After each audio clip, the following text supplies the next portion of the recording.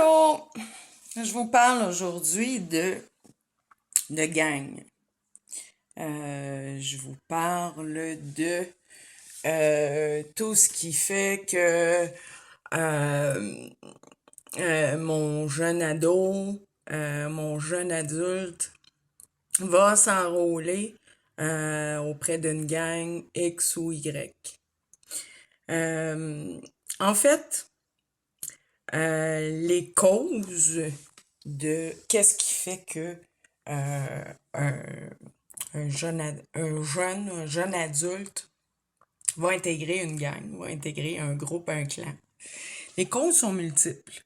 La première et la pierre angulaire, c'est l'influence. Écoutez, on est quoi, 9 milliards sur la planète? On a besoin d'unicité.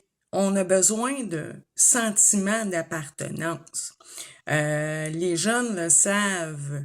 Donc, cette forme hiérarchique existe dans la nature auprès des animaux aussi, la loi du plus fort. Donc, on voit ça beaucoup, les lions entre eux, les félins, chez beaucoup d'animaux, il y a comme une guerre territoriale, une game de pouvoir pour prouver c'est moi qui est plus fort, c'est moi qui est plus habile. Donc, et en même temps, faire reconnaître son power, son unicité. Donc, à l'intérieur d'un groupe, je le mentionnais dans une autre vidéo, on tente, dans les milieux scolaires, de nous mettre un petit peu en capsule, dans un moule. Tu fais pipi à telle heure, tu vas dîner à telle heure, tu fais ceci et cela à telle heure. Si bien qu'à un moment, on se sent un petit peu comme des robots. Donc, on veut sortir, tout le monde a besoin de se prouver, de se réaliser. Tout le monde a besoin de faire valoir son unicité, ses talents. Moi, là, j'ai de la valeur dans la vie, là. Donc, avec le sentiment d'appartenance, on réalise un petit peu cette espèce de droit et de fantasme-là d'être quelqu'un. Moi, là, j'ai été acceptée, là, je suis quelqu'un. Le problème, c'est que ça nous permet également de faire de l'argent facile. Donc, au début, on te demande des petites affaires, des vols de fonds, des vols électroniques, des vols de voitures, déposer de la dope dans tel ou tel véhicule. Et à un moment, on te demandera de tirer, de voler des armes, puis de tirer quelqu'un. De ce fait, je blâme pas directement les créateurs de jeux vidéo, mais je les félicite pas non plus. Parce que, quelque part, c'est de la banalisation, une grande banalisation de la violence. Et ce faisant, plus on joue, plus on passe d'heures à jouer, à être devant une console de jeu, plus on banalise. Donc, moi, si je tire 50 gars avec mon petit gun virtuel, ça se peut-tu que dans la rue, ça me dérange pas d'en tuer un ou deux? Donc, il y a cette espèce d'effet d'entraînement, puis une grande influence cognitive. Je me souviens, je jouais à des jeux un peu moins violents, mais quand même. Puis on se promenait dans la rue à un moment. Puis fallait, à l'intérieur du jeu, fallait rentrer dans toutes les scènes rouges. Donc, on se promenait ensuite, puis on faisait la remarque. Bon, il y a un stop, si on rentre dedans, on a-tu des points? Un peu la même chose, et j'ai déjà entendu ça à la blague, mais quand même. Une vieille dame traversait la rue. J'étais avec quelqu'un à ce moment-là, que je ne nommerai pas, une personne qui était près de moi, qui me disait j'ai-tu 50 points si je la frappe? Donc, vous voyez, ça s'insère à l'intérieur d'une mentalité, à l'intérieur d'une société. Ça devient une espèce de fondement de ce que je disais dans la vidéo où je parle de la violence, c'est que ce que l'on ne bannit pas, qui ne dit mot consent. Donc, on l'accepte comme un état de choses dans une société. Donc, on accepte que cette violence gratuite fasse partie du quotidien de nos jeunes adultes. Donc, c'est un des facteurs, le fait de ne pas pouvoir mettre son pied à terre et de dire non, ça passe pas. Nous, on travaille la paix, nous, on travaille l'harmonie, nous, on travaille au bien-être, au bonheur, à la paix globale. Ça passe pas, ça. Donc, euh, le fait de ne pas mettre notre pied à terre, on se tire dans le pied en le faisant pas, tout simplement. Donc, de ce fait, les jeux vidéo sont une chose, mais il y a également l'argent facile. L'argent facile, le challenge et la canalisation des énergies. Les jeunes gens ont énormément d'énergie et une grande, je l'explique au niveau du cortex frontal, une grande capacité spontanée, un grand mouvement spontané. Donc, ils peuvent très bien faire des choses sans nécessairement penser, sans nécessairement anticiper ou voir les conséquences ou même en se déresponsabilisant un peu. Donc, d'où l'importance de pouvoir créer des centres, créer des lieux d'activité qui vont les challenger, qui vont les intéresser, des concours à leur mesure. C'est sûr que si le concours les intéresse pas ou qui paraît très inaccessible, ils n'y prendront pas part. Donc, ça prend quelque chose qui vient les stimuler, qui vient les chercher, quelque chose d'attrayant, où est-ce qu'ils peuvent vraiment canaliser leurs énergies, avoir un sentiment d'appartenance, un fort sentiment d'appartenance et de soutien.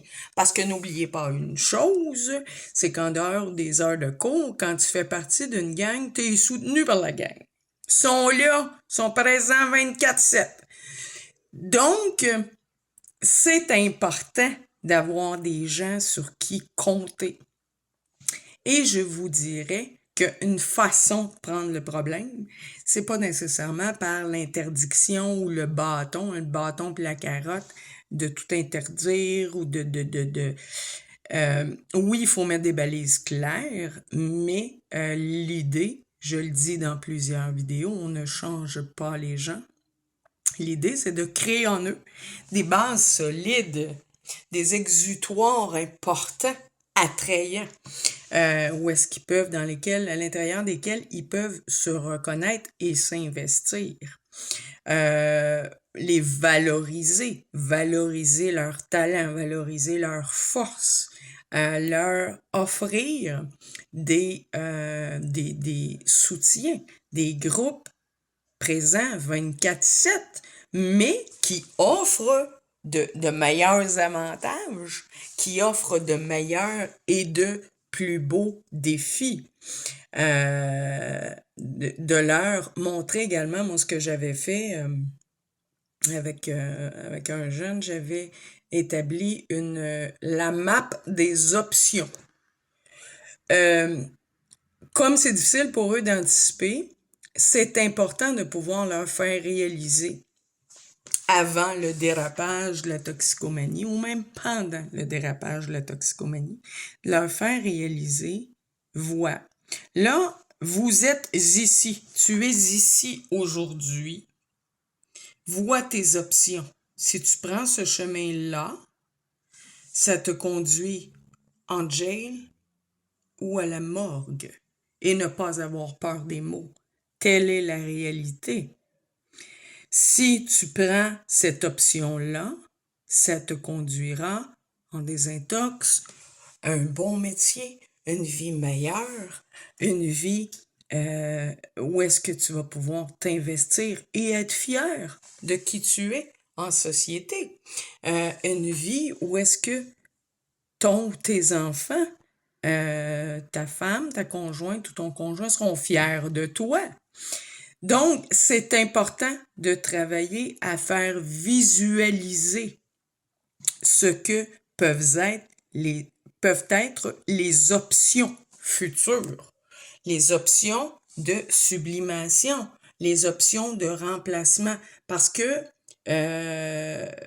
dans toute habitude, se crée une certaine dépendance.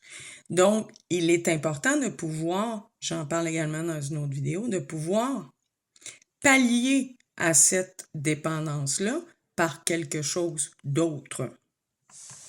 Il existe le groupe Réseau Ail et divers organismes, divers réseaux, Jeunesse J'écoute, qui est là présent, qui sont là présents 24/7. C'est important de les mettre en valeur également. Lorsque moi je veux en parler, je fais partie d'un groupe, je veux m'en sortir, mais j'ai peur. Ou je sais pas trop, je suis un peu mêlée, je suis un peu ambiguë. C'est là où il faut aller les chercher. Dans l'indécision se crée quand on sème le doute. Dans la tête d'un jeune, il faut aller les chercher. Voilà tes options. Donc, Réseau A, ce qu'ils font, c'est beaucoup de l'accompagnement. Il y a différents organismes qui le font afin de les... pas nécessairement de les sortir, parce que c'est à eux de prendre la décision finale. C'est leur choix. C'est à eux de prendre la décision d'en changer. Donc, ils les accompagnent. Si tu veux t'es junkie, tu veux te piquer, nice. Moi, je te dirais pas quoi faire. T'es un adulte. Mais, je peux t'insérer une petite parole, une petite phrase, un petit mot qui un jour va germer dans ta tête et va te revenir au moment où tu vas en avoir besoin, au moment où tu vas vouloir faire le saut pour une vie différente, une vie toute nouvelle. Il y a un membre de gang qui me disait ben c'est simple, les procédures, les papiers, c'est trop long. C'est plus facile d'aller casser les jambes à quelqu'un ou de mettre un gun sur le bord de la tempe que d'attendre la justice, que d'attendre la procédure qui va prendre 5 ans et que je suis même pas sûre d'avoir gain de cause au final. Ça aussi, c'est une cause majeure. Le manque de foi en la justice, les longueurs, le manque de cohésion, le manque de constance, de cohérence à l'intérieur du système judiciaire. Donc, c'est important de pouvoir redorer le blason, de pouvoir recréer, redonner une certaine confiance pour que ne se produisent pas ou se produisent de moins en moins des gestes irréparables. Donc, c'est toujours, je reviens toujours un peu aux bases de l'individualité parce que c'est ce qui compte, c'est ce qui est important. Qu'est-ce qui fait qu'un individu va tomber dans une gang et un autre individu semblable? Non. La confiance en lui, les bases. Est-ce que ces bases sont ébranlables ou non?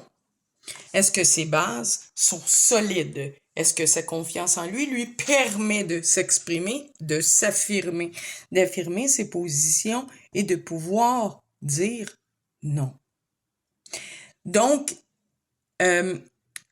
moi, j'ai beaucoup de phrases que j'ai conservées en mémoire dans les moments où ça allait moins, dans les moments où J'ai été un peu tentée par le dark side. Il y a beaucoup de paroles de sagesse qui ont été semées en moi, qui me sont revenues en mémoire. Que ce soit des paroles d'amour, d'affection, de confiance de mon père, de ma mère, des témoignages de confiance de mes frères qui s'investissaient énormément dans le sport, dans les challenges sportifs, et qui m'ont appris à canaliser cette énergie-là de cette façon-là. Donc, une parole